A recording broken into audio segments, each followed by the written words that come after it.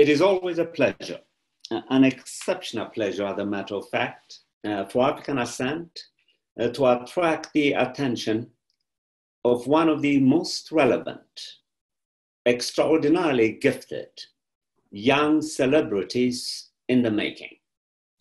For those of you who do not know Yara Shahidi, I'm sure almost everybody does.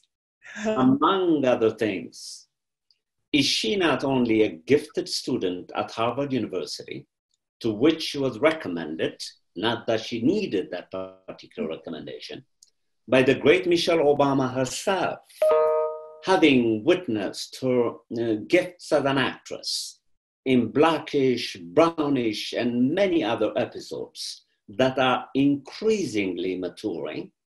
But she's also a noted actress who's been interviewed by the likes of my good friend Cornel West and Trisha Rose, and also had a stellar interview with one of my friends again, Angela Davis.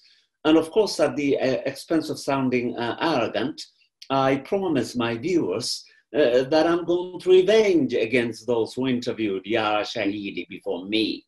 And I simply have to make every human effort to see to it that this is one of the most substantive interviews that Yara Shahidi has given up until now. Let me talk briefly about how I met this emerging celebrity. Mm-hmm. I met her this summer in my foundational course called African Philosophy, which I offered to a group of 6 superb students this summer at Harvard University. When I was keeping an eye on who is registering and who is not, I noticed that there was this beautiful name, Yara Shahidi, that registered itself at the very first one. And when the population was wavering, changing left and right, up and down, Yara Shahidi's name, very much like her as a person, remained steadily committed to the cause. To make matters worse, at the expense of embarrassing myself, I did not know Yara Shahidi. What I know is that when I asked students to introduce themselves to the course, Yara Shahidi was the first to introduce herself as proudly Black, which I thought was extraordinary. No student that I have taught and have been teaching for 40 good years has ever introduced himself or herself through that remarkably weighty self-presentation. Yara Shahidi did. So I think I'm going to begin the interview by spending some time to talk about that class, her classmates. 6 of them were extraordinary. This is one of the classes that I will never forget until I one day enter the casket. I enjoyed the course. It was a 3-hour course, and Yara will attest to this. We hardly knew that we were in that classroom for 3 hours without a break, thinking together, reflecting together. I must admit, as a matter of fact, that I did not have much to teach my students, with students like Yara Shahidi. Rather, I learned from them. Welcome to African Ascent for the first time, and it's my hope that will be here. Yes. Thank you for such a lovely introduction, Professor. You're most welcome. So let's begin with that self-presentation, Yara. Yes. Proudly Black. And of course, like one of my daughters, remember I told you, my middle daughter, who is Lebanese African. I told you right to your face, you reminded me of her because you are from that part of the world and also an African. So why was that phrase so important to you as an exercise in self-definition? Yeah, well, I realize I often say proudly Black and proudly Iranian because I had for many years struggled with the idea of being half and half. And I know that everyone's identity struggles look different, but I think what I seemed to have to interrogate the most is, to be half of something, does that mean that you're not fully anything? And so there's something about the phrase being proudly Black and being proudly Iranian, which is how I feel, that felt more conducive and more accurate to how I go about the world. I don't feel like I am feeling less of anything. And ultimately, I feel like it's also an acknowledgement of my heritage. I'm grateful to be of the communities that I'm a part of. I'm constantly looking at the ways in which my personal membership is evolving, but nonetheless, it's been something that I've carried with me since the moment I was born. And so it felt like the phrase that did it justice. Mm-hmm. And of course, Yara, you are always exceptionally articulate in my Africana philosophy course. Let me now use this discussion that we've just begun, maybe to talk about identity. Do you find yourself compelled to negotiate your identity by contextualizing it?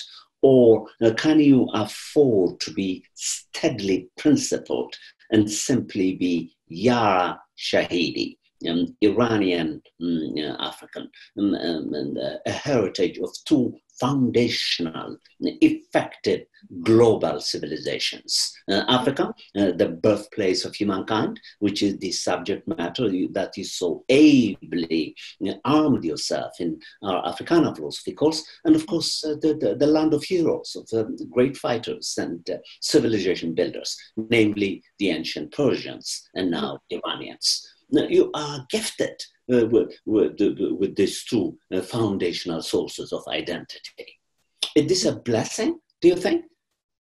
I've always found it a blessing, but I think to answer your first question of whether I feel as though I enter the world just simply as Yara or if I'm negotiating these identities, I wish I was at a place in which I felt like I had a more steady understanding of identity, but I think whether it be indicative of my age or the time in which I'm growing up, it is something that I'm constantly negotiating. I'm absolutely proud of my heritages, and at the same time, the way that they interplay means different things in different spaces, whether it be the fact that if I operate in the world, unless you know my name, you may not code me as a young Iranian girl, in spite of it being where half of my family is from.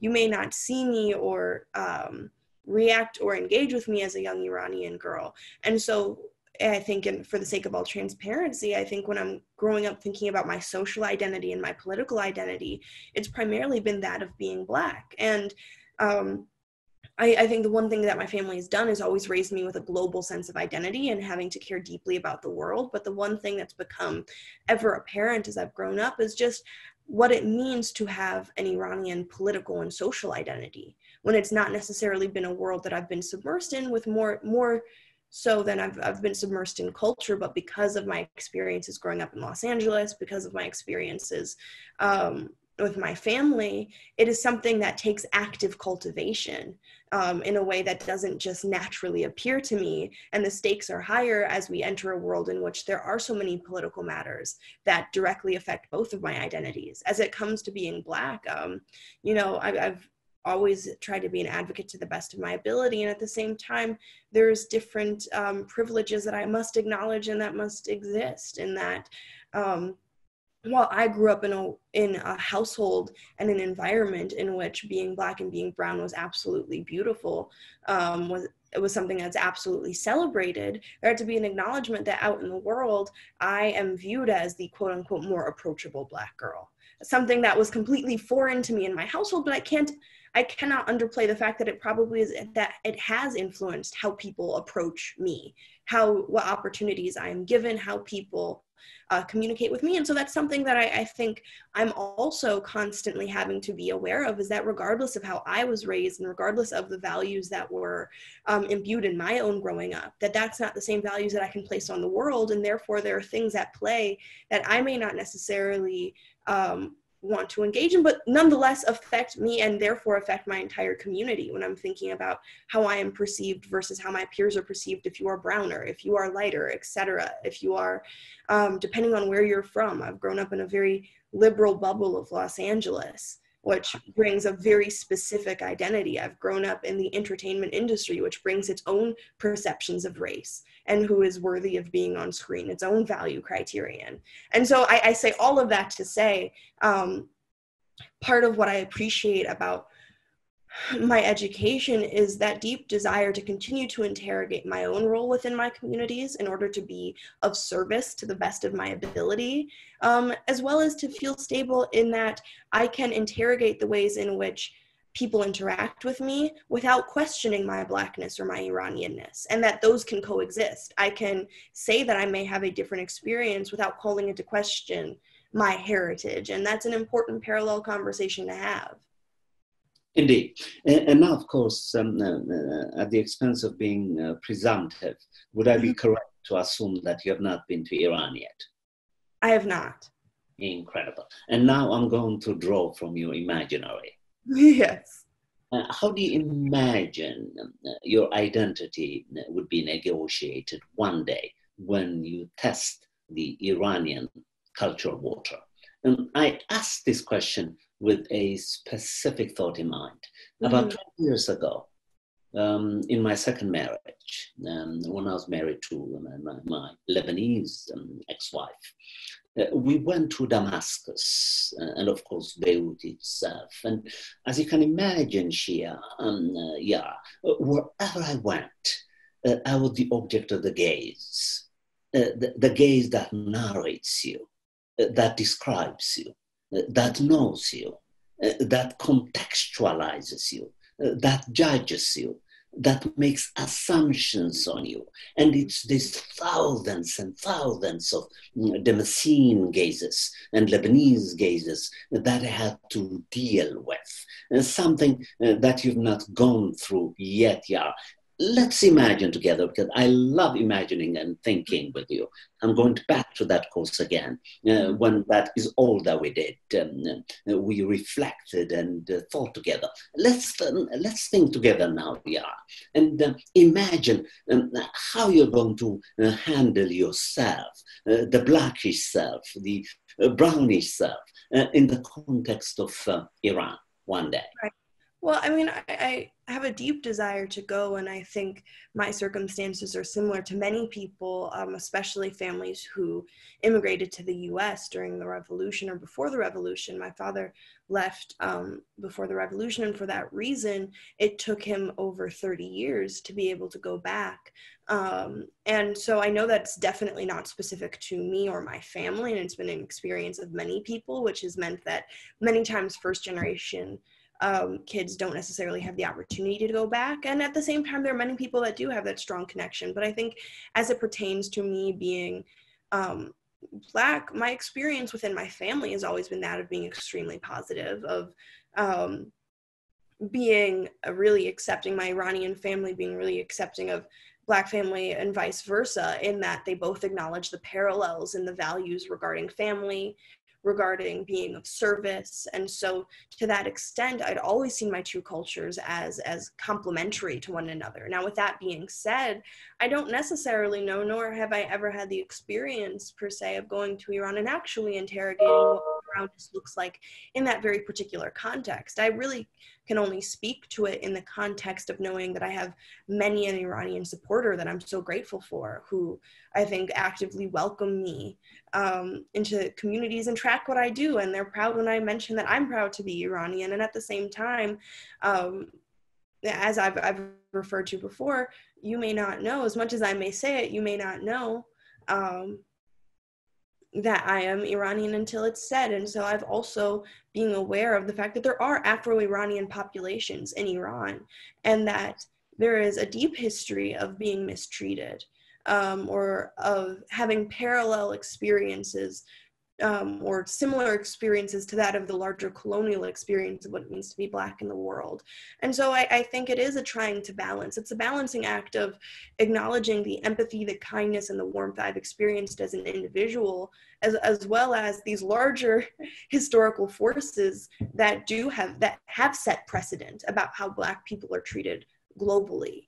And so while I can't make any assumptions, because I think being that many Iranians, my family included, are Shia, I have felt the priorities of what it means to love, the principles of Iranian culture, of being accepting, of acknowledging, and having endured persecution themselves. And so I think it's adapted differently based on where you are. But I mean, it's honestly something that I wish I could imagine further, but I don't necessarily know. Exactly right.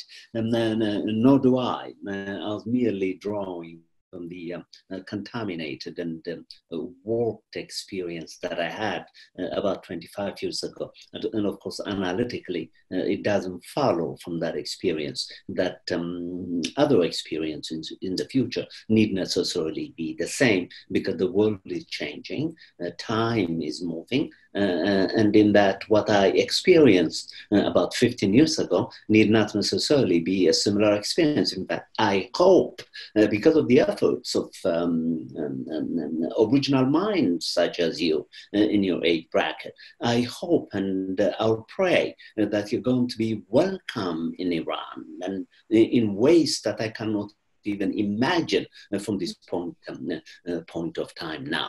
Now, I want to move to the second part of the interview, which is to experience Yara Shahidi, this celebrity whom I described as relevant, purposeful, mission-oriented, scholarly, a great reader of texts. You love texts. You read them intensely. And then, unlike most students that I've taught, you're so willing to talk about what you're reading because you're embracing, internalizing the content and then integrating it with yourself, which makes the statements that you make rather extraordinary. And so I'm already spoiled to expect this kind of contribution from you. So let's talk aesthetics. Let's talk about Yara, the actress now. What is acting, Yara? Because you're a scholar actress. I know nothing about acting. Please teach me. What is acting about? Well, funny enough, my family has always said that acting is something that we do, but not who we are, which may initially sound counterintuitive, because when you act, you become an actor by proxy. But I think what it freed up in us is the space to continue to seriously pursue our other interests. I think mine being primarily academic and philanthropic. But I think the world of acting I've always been drawn to, not necessarily because I watch TV, because we watch TV an hour on Saturdays in my household up till the age of 13, when I was a series regular on my own show. And then when I started Grownish, I think that's when I seriously started watching TV, just as the act of studying. So it's funny, because I'm definitely an accidental actor of sorts, in that we weren't surrounded by media, but we were surrounded by storytellers and storytelling. And so for us, it felt like a natural entry point to tell stories. As somebody who loves books, who loves the work of James Baldwin, who loves short stories, it was an opportunity to create an imaginary world, even the silliest of things. My very first movie, I was 7, and it was about a young girl who lives in an imaginary world. It's called Imagine That.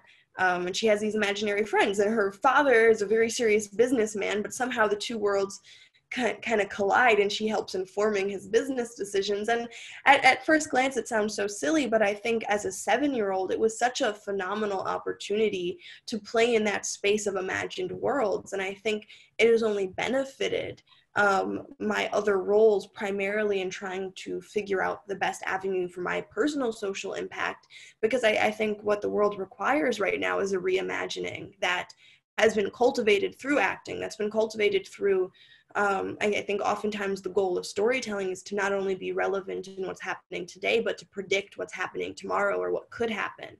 And so in that comes like the grand task of actually interrogating what the future holds. And so that's been really helpful in my other work, in trying to figure out how I apply the same creativity. And then, as a producer now, it's been an exciting opportunity, because now the stories that I'm so passionate about aren't confined to what I can or cannot tell with me as an actor, the roles I can or cannot do justice to, for example. There's a finite amount of roles that I'm fit to play, but as a producer, I can begin to work with other storytellers to uplift the stories that are still so pivotal and so important to us. Now, Yara, that was so well articulated characteristically. I would like us to pretend as if the world does not know much about your episodes, although millions view you. Take your time and introduce your television program to us. Yeah, so Take as much time as you want. so I'm on the show's Blackish, and then the show Grownish follows my character to college. And Blackish really started in 2014. I was 14. I was a sophomore in high school. I think I was a freshman when I first got the job, and a sophomore when we started filming. But it really came about in a time in which I like to reference it as the renaissance of Black television, because there was a day and age, I think even a decade and a half prior, in which we did have really pivotal, monumental Black shows on air. And then I think there was a absolute dearth of them later. And so Blackish felt like it came in a time in which we also had Insecure and these other shows being led by Black voices.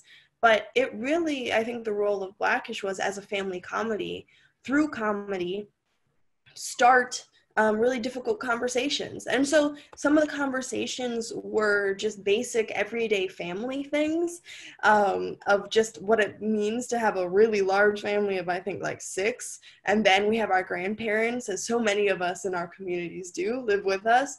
And so and then there were other episodes, such as we've talked about police brutality. We've talked about the election. Even recently, there was an episode that wasn't allowed to air on ABC about racial inequality through the lens of looking at the movement around Colin Kaepernick, and it just came on air, so you can now stream it. But it was a really contentious episode, because it was one of those things where, once again, we didn't want to stray away from the subject matter that felt so relevant that every Black family should be talking about. But ultimately, we wanted to make conversations around race a global conversation, because for so long it's been siphoned off as the work that solely Black people have to do, when we know that that isn't the case, and that we know that white people and dominant culture and many cultures have to interrogate their relationships with race, and therefore any systematic racial issues as well, in order to move forward. And so what's been impactful about Blackish is that, having a primetime audience, we've been able to have these difficult conversations. We've been able to talk about the repercussions of slavery. We've been able to talk about the everyday ins and outs, the nuances of being a Black man, a Black woman, in intergenerational family, and how that affects even the simplest things when you go out into the world. And then for Grownish, that was a show that, in all honesty, I thought when my character Zoe was going to go off to college on Blackish, that I was just going to kind of disappear from the show altogether, and I was going to come back, do my laundry, and then disappear from the show again.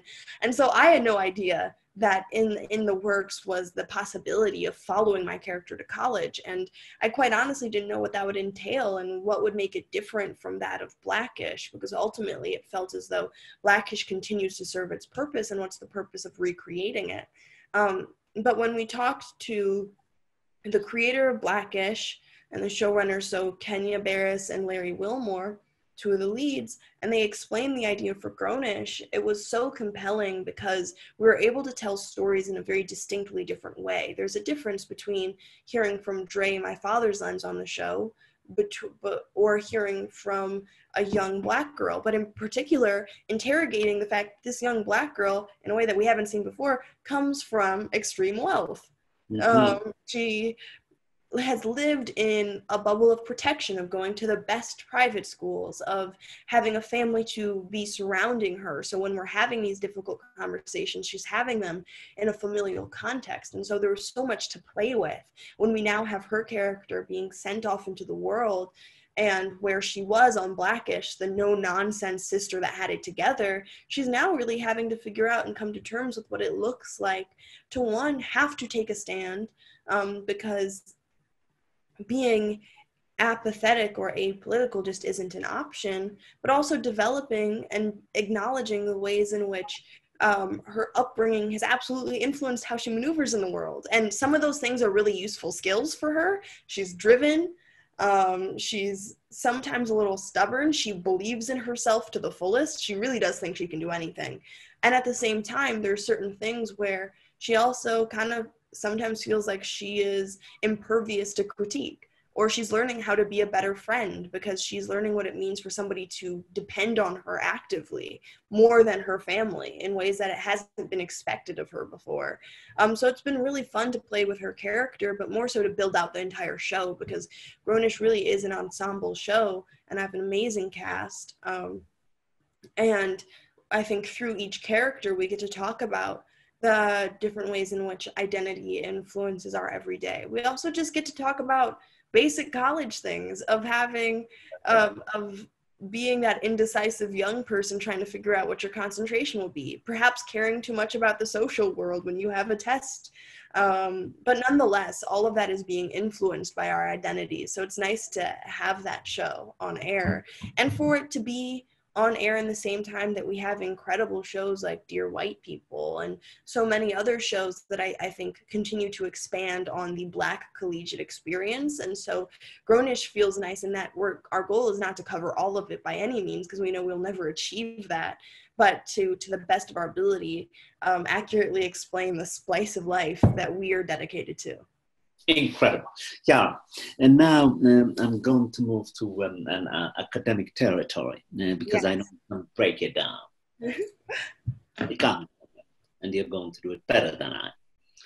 Remember, towards the end of the semester, you wrote me a note once in which you said, now that I have been equipped with new knowledge, armed is the term that you used, with new knowledge. Of course, you did not draw the conclusion. I did. I'm going to begin dissecting the human condition through new eyes, through new eyes. In that course, I think, we objectively examined the idea of the centrality of Africa.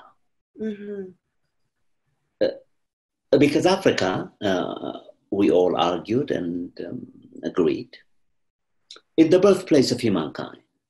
And in that a famous philosopher, anthropologist, physicist, writer, historian, Sheikh Anta Diop, unapologetically made a case that what we call a humanity, which is ground in the flowering of the human self, of the human being, flowered at one place at one time only, from which originated not the idea of races, because these are nonsensical terms, but the meaningful term of race, human race.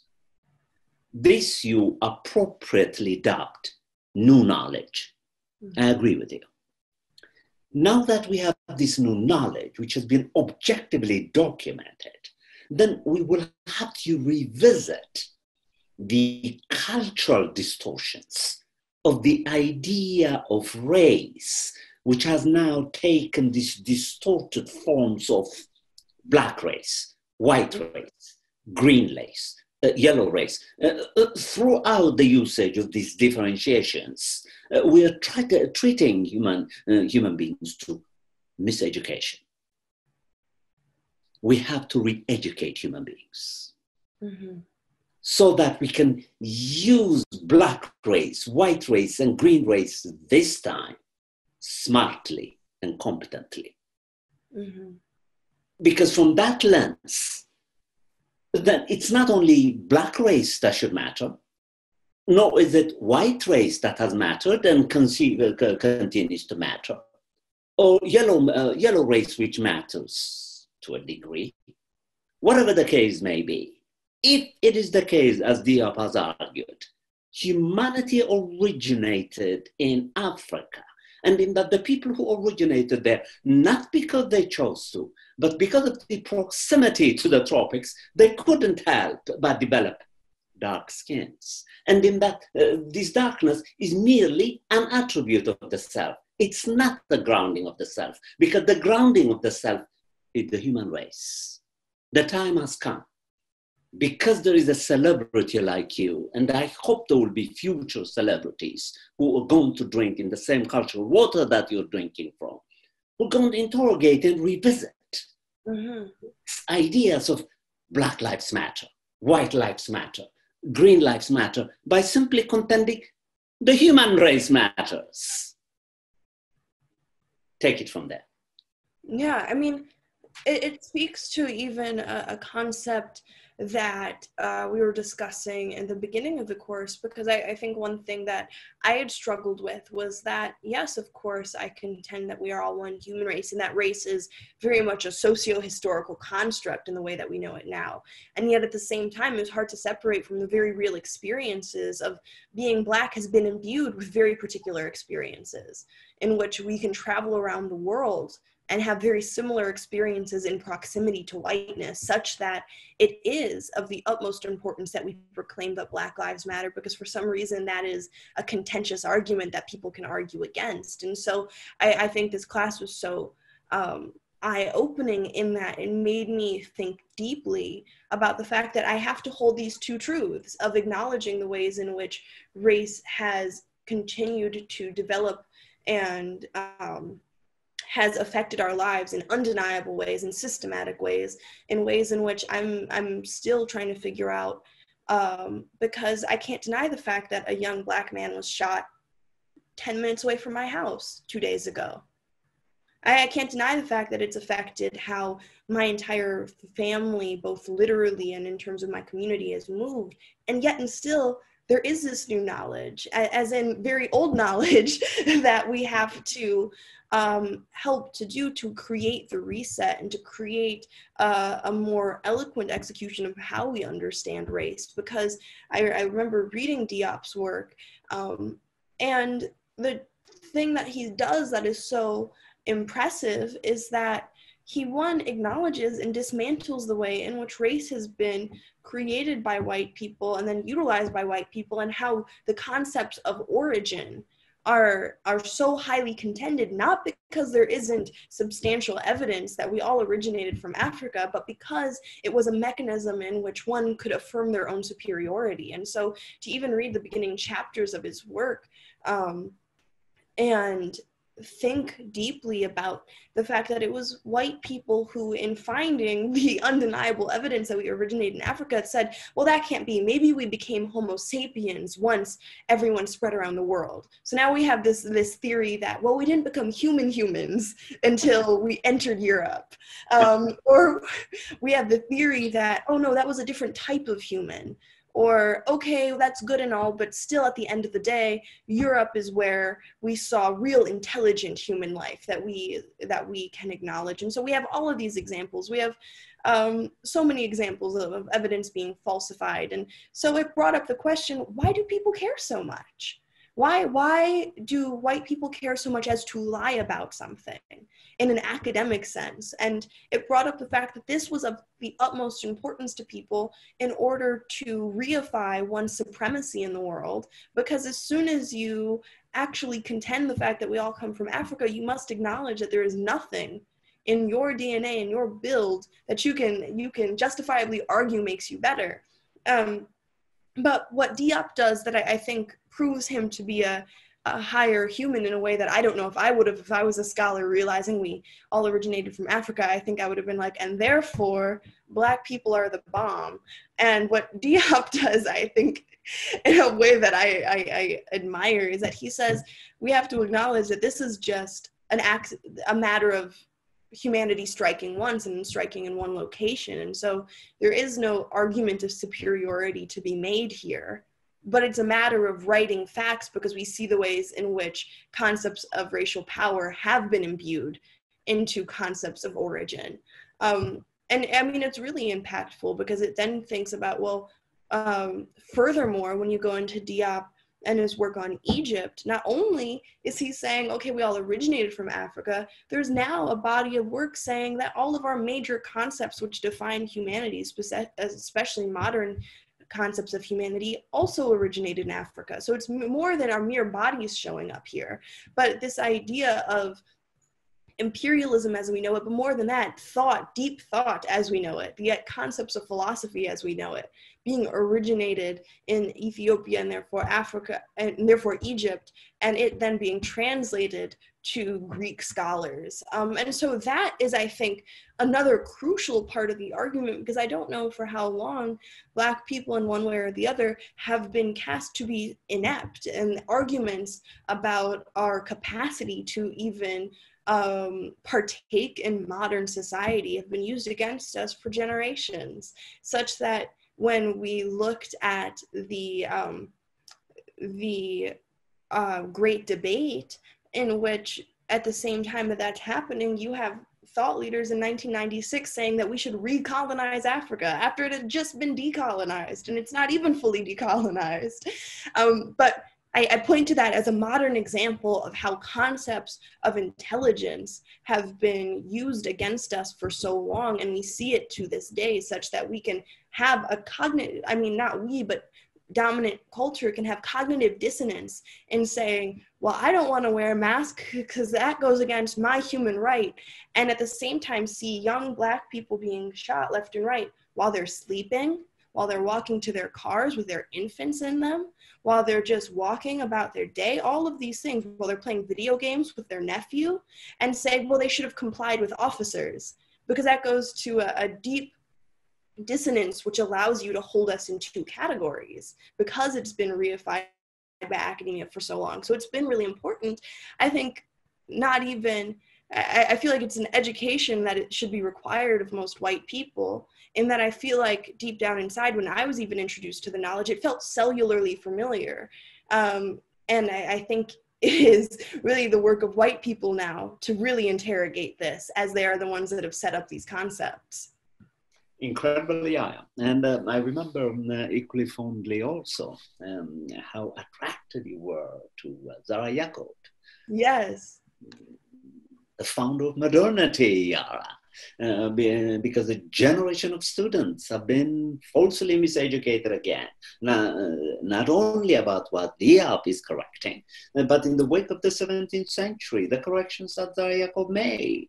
Modernity, in fact, originated in its substantial intelligence, while it was at the same time developing in Europe through the likes of Hobbes and Descartes. But Zara Yacob's modernity was both the spiritual and secular. But still, historically, when we speak about modernity, now we know, now that we've done the corrections, we also know that modernity originated once again in Africa, and this time in Ethiopia. And of course, I'm going to invite you in the future to continue parceling out these conversations that we're just touching. Can you imagine where you're going to be, Yara, 20 years from now? If I'm alive, I can just imagine the profundity of the conversations that I could have with you after you read and think for 20 more years. Can you imagine that, Yara? I'm excited. I'm already impressed. And so now we have about 15 minutes left because you're so kind. And I would like us to devote it to discuss police brutality, as you did in the episodes, and most particularly, I would like you to make an analytic dissection of reparations for your generation. Mm-hmm. I know your statements are going to be very well thought out, and I want you to make the statement of this century through the eyes of your generation. Let's see what I can do, what I can achieve. But I feel like I remember what has been so impactful about your course, about even learning about Zara Yacob, is that as a student who is immersed in Western philosophy as the canon of philosophy and social theory, I was coming to a point in which I think the best way to describe it would be that of a philosophical depression, in that there was something about many of these dominant culture thinkers that left me at a point of view of, well, you don't quite give us a reason to live, starting as early as Locke equating human worth with that of property. Wondering, as we wonder now why capitalism has such a stronghold on society, well, the very first iterations and ideations on why humans are worth value or have value or how they attain value have been tied to land and property, have already been tied to these other systems. We can go even to I think now understandings of socialism and of Marxism. And I think similarly, while I appreciate and cannot over or underplay the importance of his response to the capitalist assumptions of much of social theory, there was still something missing in that it is absolutely in reaction to capitalism and still playing in a world of materialism. Again, these are just kind of shallow, just observations of mine, but the reason why I set this forth is that being introduced to Zara Yacob and the rationality of the heart, as well as just the ways in which we completely underplay texts that we say are from the quote unquote global south, is that every term offers new conceptual vocabulary. And so it was really eye-opening to begin to interrogate this kind of philosophical depression that I was left in from the point of view of introducing new terms, because now rationality takes on new meaning and new nuances and new complexities. And I have my handy dandy notebook here that I know you saw multiple times whenever we were talking, but I remember, let me see if I can find it. But I think there was a lot that I'd written here. Oh, I have notes from even our first class. But the ways in which our observations on the world are so often documented in Western assumptions. So what if we were to use Mott as an assumption, and how does that then change the ways in which I'm looking at the world and interrogating the world and what I expect of the world in return? But when we get into kind of modern repercussions of police brutality, for example, I know it's not a new statement to say that this is something that's gone on for generations and is a part of a larger colonial or imperial project. But I think it has everything to do with starting at the youngest age. You are taught that, for lack of a better term, that Africa doesn't matter.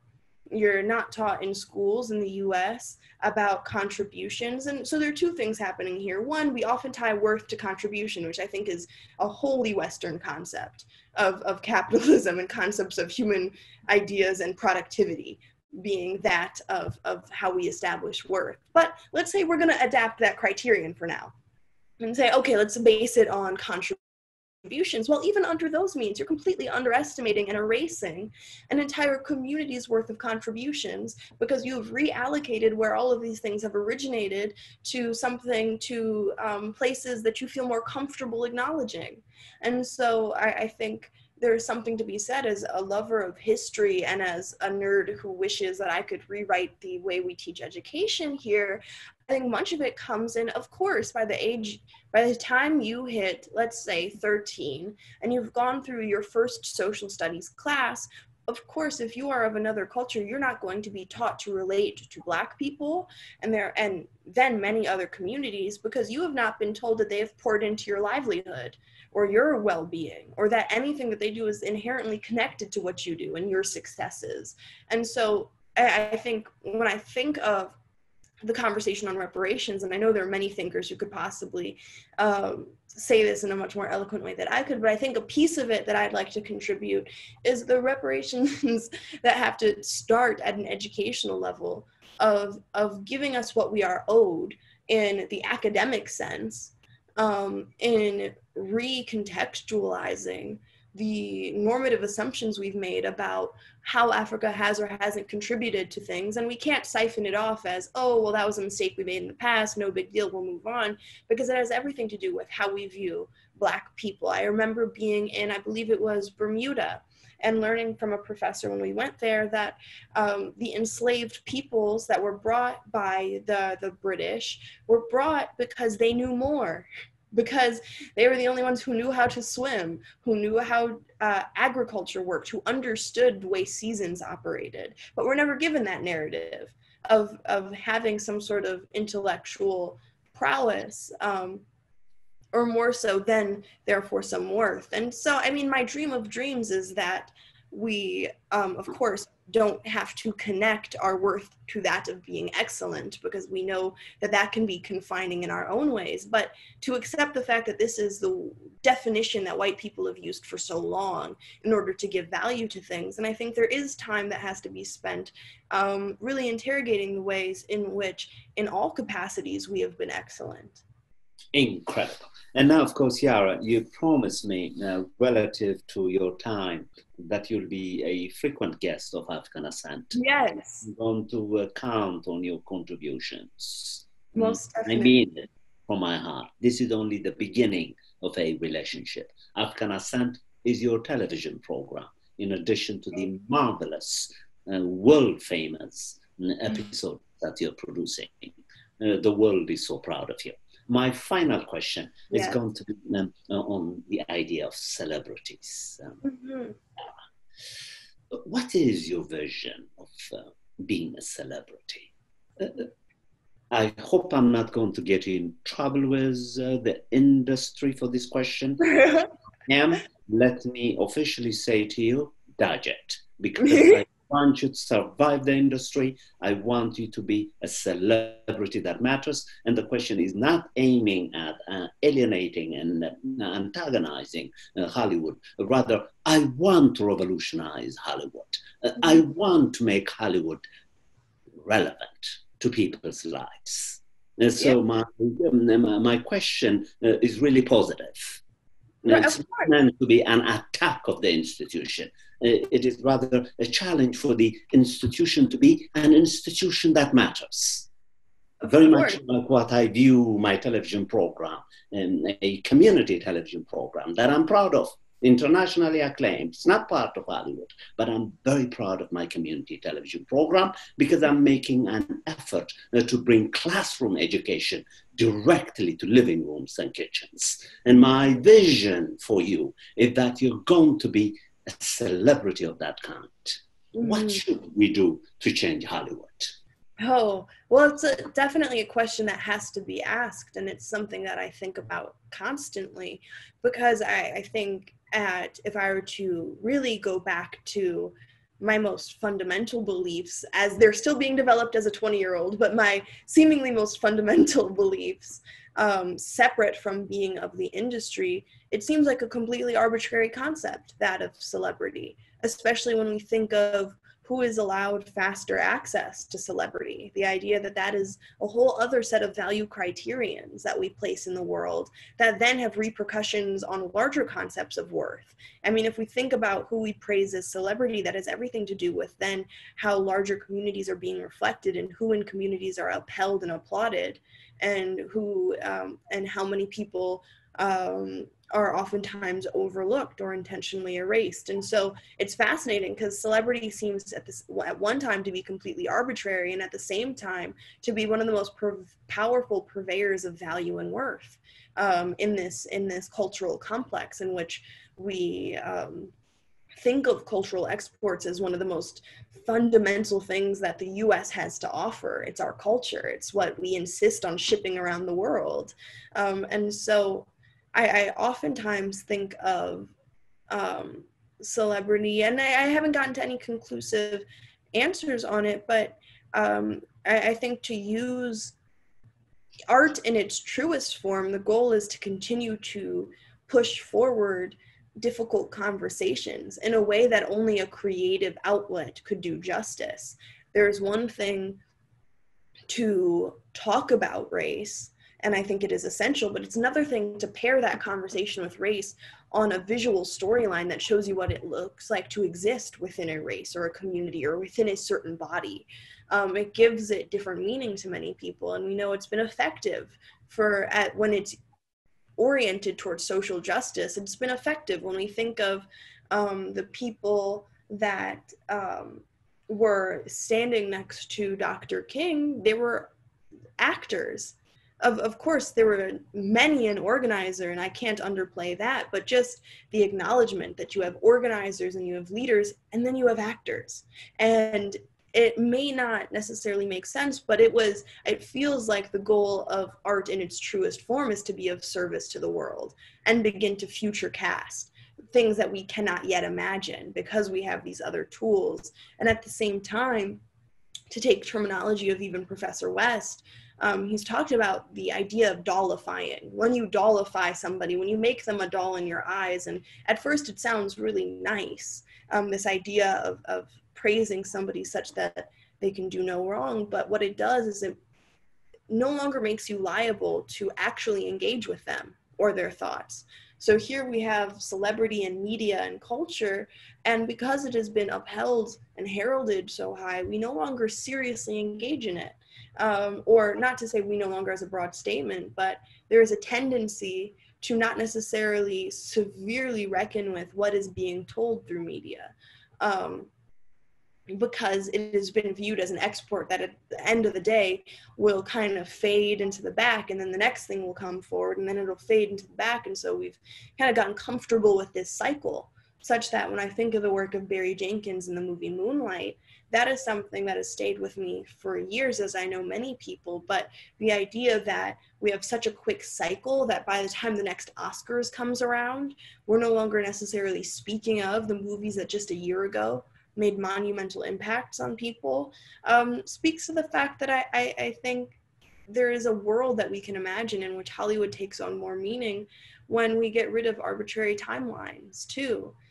Even in my own work, something that my mother had said that I feel like was so astute was that the Hollywood timeline was not in line with the Black Lives Matter timeline, such that we were expected to still turn out work in a time in which we are going through a racial crisis. Of course, one that's been going on forever, but in the immediate, there's something really pressing to address. And for some reason, none of Hollywood, we may have had little black squares on our Instagrams for a day, but none of Hollywood genuinely stopped.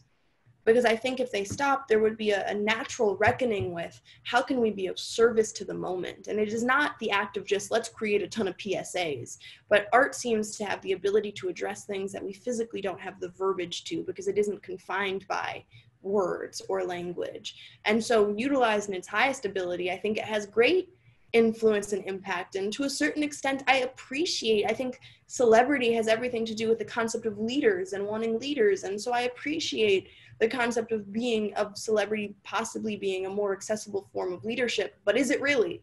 I appreciate the idea of having people in my life that I think of as celebrities that have completely influenced my life. But in the larger picture, is that positive? Is that negative? Are we doing more good for the world? The fact that there's some of us that amass great following and then can dole it out as needed. Does that mean that celebrity should also come with an agreement that you use it responsibly? What should that mean? Is that the obligation of the artist? I don't know.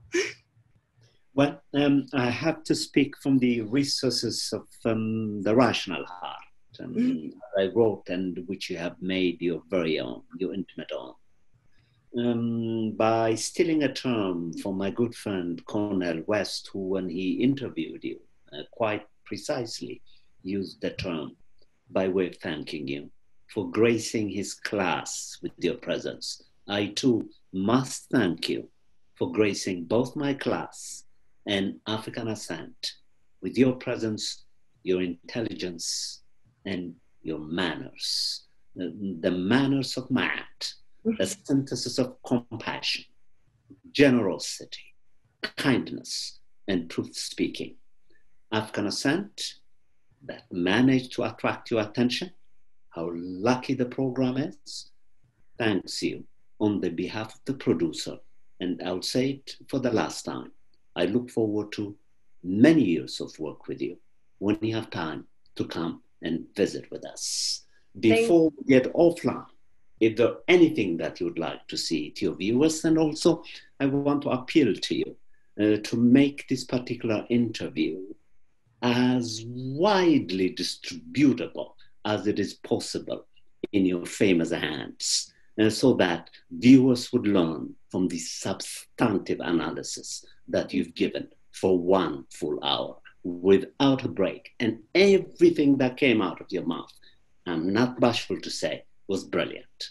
Thank you. Well, I mean, I just want to say thank you in these last moments, because as you've seen, even in reading my other interviews, just being armed with the conversations that we've had and with a completely different lexicon to refer back to of philosophers and thinkers, it has definitely reoriented the way that I think, in ways that who would have thought that within a 7-week span, there's some such fundamental information that can genuinely shift how I approach the world. And so I'm so grateful for that. And I'm also grateful for the opportunity to just be on here and continue to talk about what has impacted me, because as you see in my notebook, that I think as soon as class started, I began to interrogate the same questions that I was interrogating before, but having completely new verbiage and new understandings. And so I think it essential that we continue to integrate Zara Yacob and the entire education of Africana philosophy into our everyday conversation, because I believe it presents a new entry point for solutions we haven't yet thought about. Thank you deeply. Thank you so much. This has been your host, Kyodros Kiros, for African Ascent.